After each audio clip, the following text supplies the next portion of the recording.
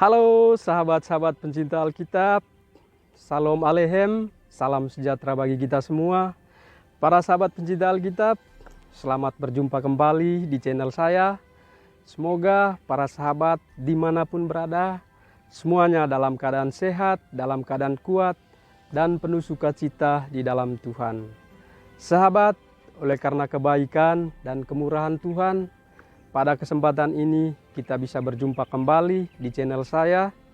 Dan jika minggu yang lalu kita telah membahas alasan-alasan kenapa kita harus menghafalkan ayat-ayat firman Tuhan di dalam Alkitab kita.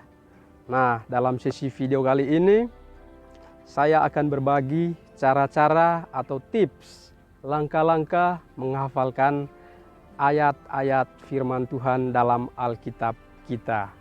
Oke para sahabat, agar tidak panjang lebar, mari kita simak bersama-sama langkah-langkah berikut ini.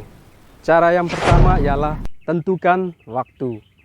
Para sahabat tentu tahu waktu mana yang tepat bagi para sahabat untuk memulai menghafal dan mengingatkan firman Tuhan.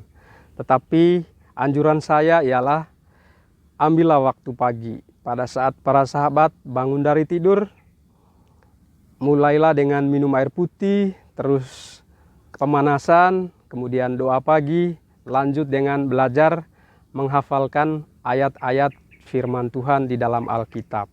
Karena pada waktu pagi sahabat, pikiran kita lagi kosong, lagi fresh, tentu dengan memberikan nutrisi firman-firman Tuhan akan bermanfaat bagi sepanjang hidup kita dari pagi sampai malam.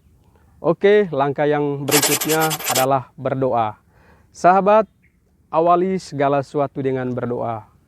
Apalagi yang namanya belajar menghafal dan mengingatkan firman Tuhan. Kita mohon pertolongan Tuhan, kita mohon kuasa Roh Kudus untuk membantu kita agar memudahkan kita menghafalkan ayat-ayat firman Tuhan. Karena kita tidak bisa mengandalkan kemampuan atau kekuatan kita sendiri. Ada Roh Kudus yang diutus oleh Tuhan untuk menuntun, menolong kita agar kita bisa menghafalkan ayat-ayat firman Tuhan, agar kita bisa mengingatkan firman-firman Tuhan.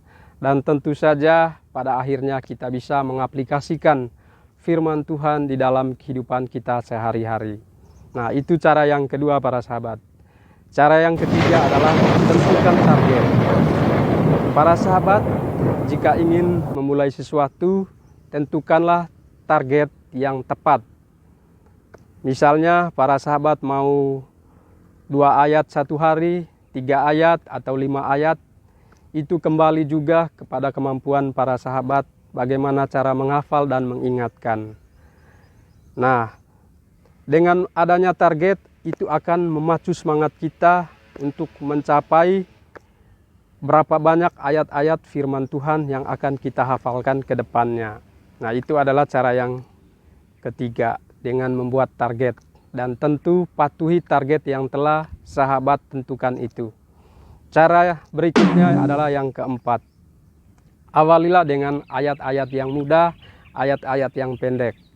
Yaitu awali perjalanan para sahabat dengan hal-hal yang mudah, hindari hal-hal yang sulit seperti ayat yang panjang yang mempersulit para sahabat sehingga para sahabat menjadi frustrasi bahkan putus asa dalam menghafalkan ayat-ayat firman Tuhan.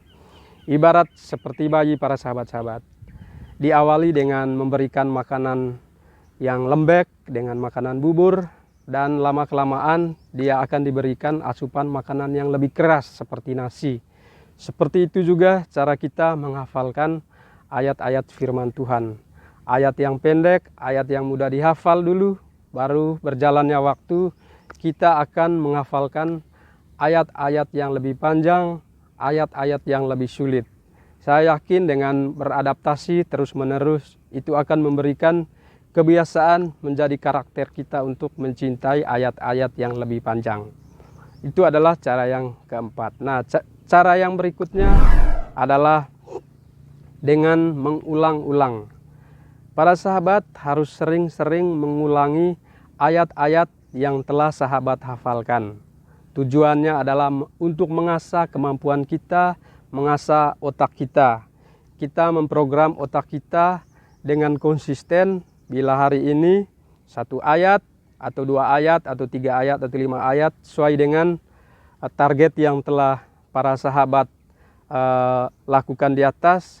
Maka untuk hari esok atau hari-hari selanjutnya tidak boleh dirubah, tidak boleh dikurang. Tetap konsisten sesuai dengan ayat yang telah sahabat targetkan. Tujuannya adalah untuk memprogram otak kita agar hafalan kita semakin dikuatkan, tidak mudah untuk dilupakan. Nah, cara yang berikutnya adalah dengan menulis atau mengetik. Semakin sering kita mengetik atau menulis dalam buku catatan kita, ayat-ayat yang terkesan, ayat-ayat yang telah kita hafalkan, itu adalah melatih otak kanan kita agar terus kita ingat dan tidak mudah untuk kita lupakan. Kemudian langkah selanjutnya adalah dengan menyanyikan. Nah, para sahabat mungkin ingat di kitab Mazmur. Di gereja sering kita dengar kitab Mazmur tidak dibaca melainkan dinyanyikan. Dengan cara itu juga untuk memudahkan ingatan kita akan ayat-ayat firman Tuhan. Contoh adalah Bapa Kami. Doa Bapa Kami yang panjang di kitab suci, tetapi dengan menyanyi akan terasa lebih mudah kita mengucapkan ayat-ayat firman Tuhan tersebut. Nah, langkah yang selanjutnya ialah bawakan dalam doa. Mungkin para sahabat dalam persekutuan atau dalam doa-doa kelompok atau lingkungan dipercayakan membawa suatu doa. Maka menurut saya anjurkan selipkanlah beberapa ayat yang ingin sahabat wujudkan dalam doa para sahabat. Karena dengan cara itu untuk memudahkan kita juga mengingat atau menghafalkan ayat-ayat yang telah kita hafalkan selama ini. Dan itu sering saya lakukan. Dengan sering saya selipkan 1-2 ayat di dalam doa sesuai dengan konteks doa tersebut. Maka itu akan lebih mudah untuk mengingatkan firman Tuhan. Nah, cara berikutnya adalah dengan merekamnya dalam audio. Tentu para sahabat, setiap kita pada zaman ini, zaman teknologi, memiliki yang namanya smartphone atau HP Android. Di dalamnya ada audio. Maka silakan para sahabat merekam ayat-ayat yang telah sahabat hafalkan melalui audio. Nah, sering-seringlah mendengar rekaman para sahabat tersebut, baik pada waktu sebelum tidur pada malam hari, atau pada waktu senggang, atau dalam kendaraan, atau dimanapun para sahabat ingin mendengarkan ayat-ayat firman Tuhan melalui audio. Nah, cara yang berikutnya adalah dengan bergaul bersama komunitas pencinta Alkitab.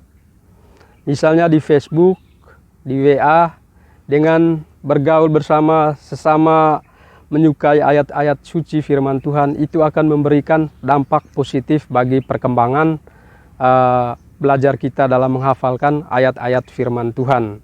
Dan cara yang terakhir, para sahabat, berbagilah kepada teman kita yang lain, sahabat-sahabat kita, apalagi sesama pengikut Kristus. Kita harus berbagi. Nah, jika Kristus telah menjadikan kita seorang murid, tugas kita adalah memuridkan orang lain. Caranya ya dengan mewartakan firman Tuhan sesuai dengan apa yang telah amanatkan atau mandat agung oleh guru kita Yesus Kristus. Wartakanlah Injil sampai ke ujung dunia atau kepada semua makhluk. Nah, tugas kita adalah untuk menerangi dunia ini atau menggarami dunia ini. Dengan apa yang kita wartakan, tentu banyak yang mengenal Yesus dan banyak juga yang akan terselamatkan dengan kabar gembira atau kabar sukacita, kabar keselamatan dari Injil. Oke, para sahabat-sahabat, itulah langkah-langkah yang saya bagikan pada kesempatan video kali ini. Tentu banyak langkah-langkah yang lain yang belum saya sampaikan saat ini, tapi cobalah para sahabat terapkan langkah-langkah yang telah saya paparkan tadi.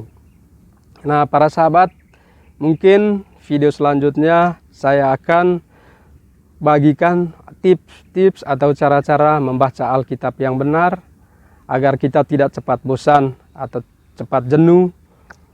Dan semoga para sahabat, apa yang saya bagikan di dalam channel ini dapat bermanfaat bagi para sahabat, bagi perkembangan iman para sahabat dengan menghafalkan atau mempelajari ayat-ayat firman Tuhan di dalam Alkitab kita. Nah, kembali lagi saya ambil satu dari apa yang diucapkan Santo Hieronymus, ialah orang yang tidak membaca kitab suci adalah orang yang tidak mengenal Kristus. So, para sahabat, tetap semangat membaca kitab suci, tetap semangat mempelajari kitab suci, tetap semangat merenungkan ayat kitab suci, tetap semangat menghafalkan ayat-ayat kitab suci, dan yang lebih penting adalah harus dihidupkan, diaplikasikan dalam kehidupan kita sehari-hari, menjadi manusia yang terberkat, manusia yang baik bagi semua orang.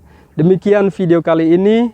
Jangan lupa subscribe, like, dan komennya. Saya tunggu dukungan dan support dari sahabat-sahabat sekalian. Sampai jumpa di video selanjutnya. Para sahabat, Tuhan Yesus Kristus kiranya rahmat dan berkat-Nya selalu menyertai kita sekalian. Amin.